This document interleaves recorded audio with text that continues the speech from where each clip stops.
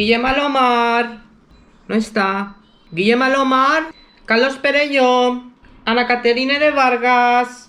Espérese, sí está apuntada. Pedro Fuster. ¿Es usted? Pase, pase. Dígame, ¿qué es lo que le pasa? Sí, jo volia dir-li que me fa molt de mal ajut-se aquí, a de bones fetge, perquè fa un parell d'anys me van operar de pedres a la bufeta de la fel. La mofeta. La mofeta de la fel. No, la mofeta no, es que no sé cómo se dice en castellano. ¿Qué pasa? ¿Que tiene usted mascotas? ¿Tiene alguna alergia a las mascotas? No, la bufeta de la fel. La mofeta de la fe.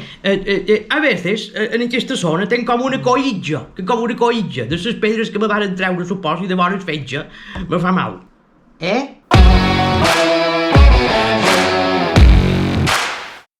Antonia, ¿qué tal el verano? ¿Y los niños? Bien. Yo, pues mira, en agosto estuve 2 semanas en Londres para aprender inglés, más que nada, para mejorarlo. A un médico como yo, en 2 semanas puede dominar perfectamente una lengua. Perdona que te moleste, es que tengo aquí un paciente que habla en mallorquín y no acabo de entender algunas palabras. Me dice la mofeta de la fe. Fecha, no es la fecha, vale.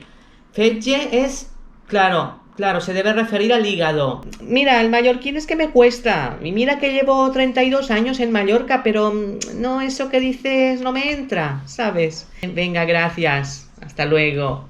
Síntomas. Mareos. No. Vòmitos. No. Dolor abdominal. No, però a vegades tenc com un poc d'aresta. Arista. L'aresta es de la toxina, de aquí. Ah, tosferina. No, usted no tiene tosferina.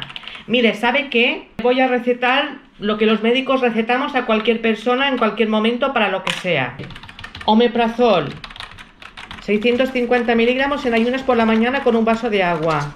Después, gelocatil, paracetamol.